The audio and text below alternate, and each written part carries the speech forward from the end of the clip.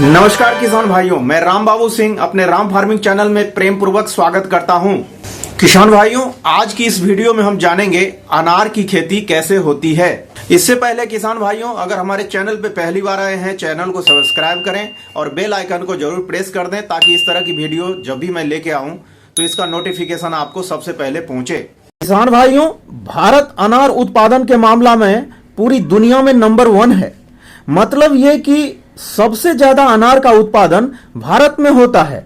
और भारत की बात करें तो महाराष्ट्र नंबर 1 है, जो कि सबसे ज्यादा अनार का उत्पादन करता है। अब बात आती है कि महाराष्ट्र नंबर 1 क्यों है, इसका कारण क्या है। एक खास वैरायटी अनार का जिसका नाम है फूले भगवा वैरायटी, यानी फूले भगवा वैरायटी, इस वैरायटी को एक्सपोर्ट किंग के नाम से जाना जाता है।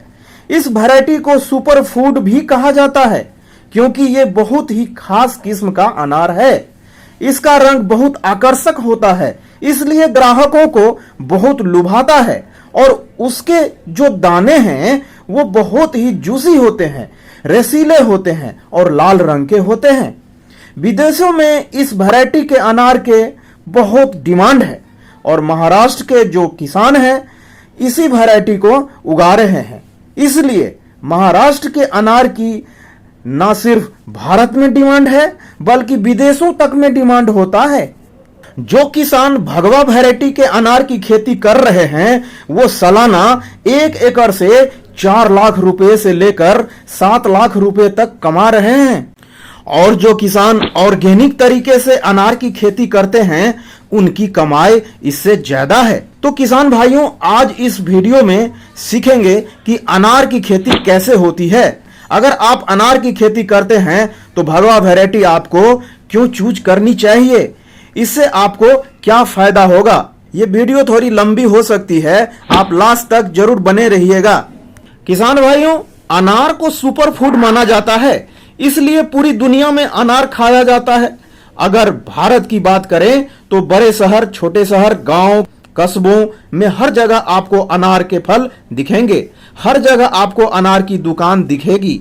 इसलिए जो लोग अनार की खेती करते हैं उनको बेचने की कोई समस्या नहीं होती है क्योंकि अनार बड़ी आसानी से बिक जाती है और अनार की पूरी दुनिया में डिमांड होती है।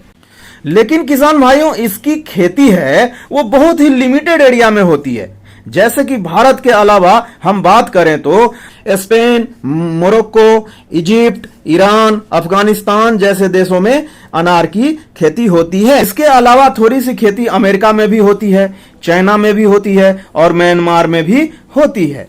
लेकिन सबसे ज्यादा जो अनार की खेती होती है किसान भाइयों वो होती है भारत में। और भारत की बात करें तो नंबर 1 में है महाराष्ट्र। पूरे देश में महाराष्ट्र अकेला राज्य है जो पूरे भारत में जितना अनार का उत्पादन होता है उसका 84% महाराष्ट्र के किसान अनार उत्पादन करते हैं। महाराष्ट्र के अलावा कर्नाटक में अनार की खेती होती है। इसके अलावा गुजरात, आंध्र प्रदेश, मध्य प्रदेश, तमिलनाडु और राजस्थान में भी अनार की खेती होती है। परंतु किसान भाइयों, ये वो राज्य है जहां पर अनार की खेती होती है लेकिन बाकी राज्यों में खेती बहुत ही कम होती है, यानी 16% की हिस्सेदारी है। और अनार के साथ साथ सबसे अच्छी बात यह है कि आप अनार को पूरे देश में कहीं भी उगा सकते हैं। किसान भाइयों, अनार की खेती की बात करें तो सबसे पहले ये जानना जरूरी है कि अनार उगाने के लिए कैसी जलवायु होता है। तो अनार के लिए गर्म जलवायु बहुत अच्छी रहती है, यानी कि ऐसे मौसम में अनार की खेती अच्छी होती है जहां पर सर्दियों के मौसम में सर्दी हो और गर्मियों के मौसम में गर्मी हो। और भारत के ज्यादातर इलाकों में ऐसा ही मौसम पाया जाता है, उत्तर भारत हो या दक्षिण भारत। तो सर्दियों के मौसम में जहां पर ज्यादा ठंड होती है वहां पर भी अनार की खेती होती है और जहां पर गर्मी के मौसम में ज्यादा गर्मी हो वहां पर भी आप अनार को उगा सकते हैं। अनार 5 डिग्री सेल्सियस तक की ठंड को सहन कर सकता है और अनार 45 डिग्री सेल्सियस की गर्मी को भी सहन कर सकता है। ये तो बात हुई क्लाइमेट की। अब बात आती है मिट्टी की। किसान भाइयों, अनार के साथ सबसे अच्छी बात यह है कि आप इसको किसी भी तरह की मिट्टी में उगा सकते हैं। जो कम उपयोगी मिट्टी है वहां पर भी खेती हो सकती है। अगर मिट्टी बहुत उपजाऊ है तो वहां बहुत ही जबरदस्त तरीके से अनार की खेती हो सकती है। अनार की खेती के लिए जिस जमीन का पीएच 6 से 6.5 हो वहां पर बहुत ही अच्छे से इसकी खेती आप कर सकते हैं। तो अनार सभी तरह के मिट्टी में उगाया जा सकता है और जो किसान अनार की खेती शुरू करना चाहते हैं उनके लिए अच्छा मौका है। इसमें मॉनसून सीजन बेस्ट माना जाता है। जुलाई से लेकर अक्टूबर लास्ट तक का मौसम है। अब बात करते हैं जब अनार की खेती करेंगे तो कौन सी वैरायटी है जो सबसे अच्छी है। तो हम बात कर रहे हैं भगवा वैरायटी की, भगवा अनार की वैरायटी की।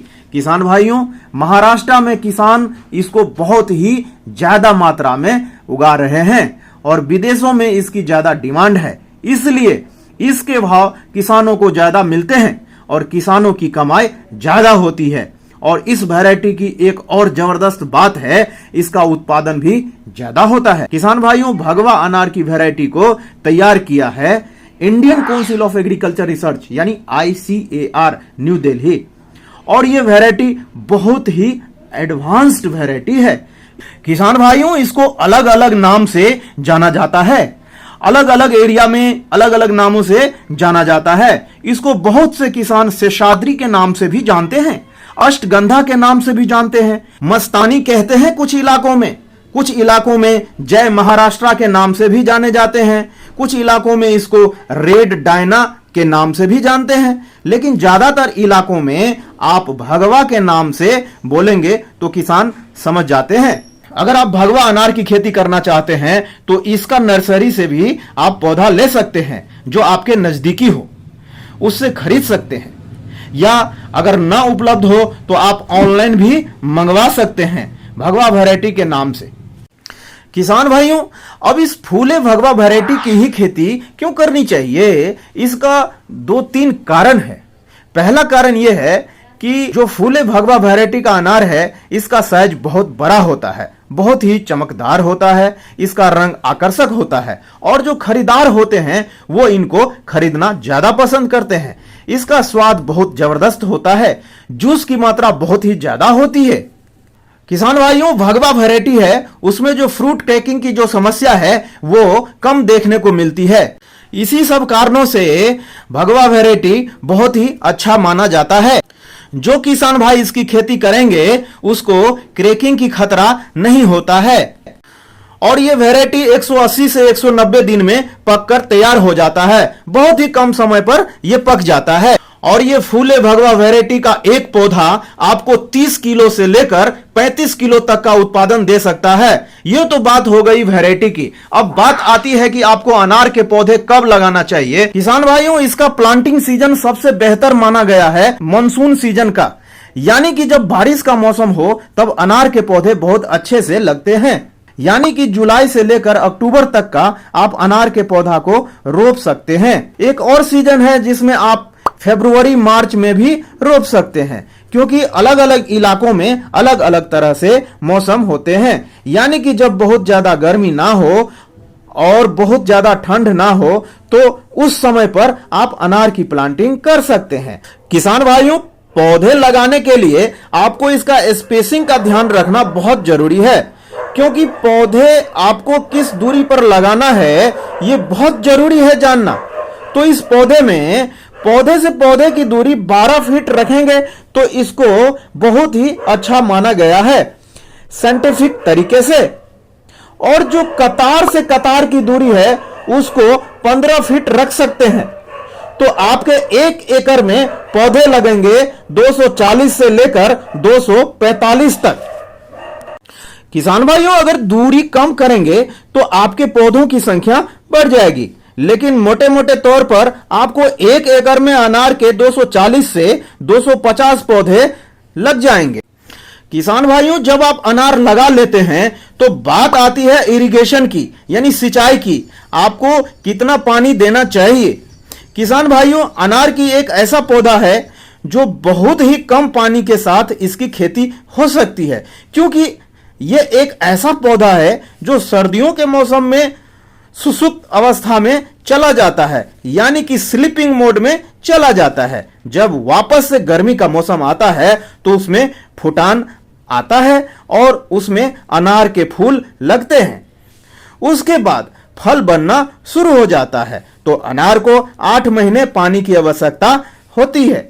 अगर आप ड्रिप इरिगेशन का मेथड्स अपनाते हैं तो बहुत ही कम पानी में आप अनार की खेती बड़ी कामयाबी तरीके से कर सकते हैं और पानी में 60% की बचत हो सकती है। किसान भाइयों, जब आप कम पौधे लगाते हैं, गर्मी का मौसम हो, तो 3 से 5 दिन में ड्रिप इरिगेशन से भी पानी दे सकते हैं और आप फ्लड इरिगेशन से भी पानी दे सकते हैं और छोटा गड्ढा बना करके भी पानी दे सकते हैं।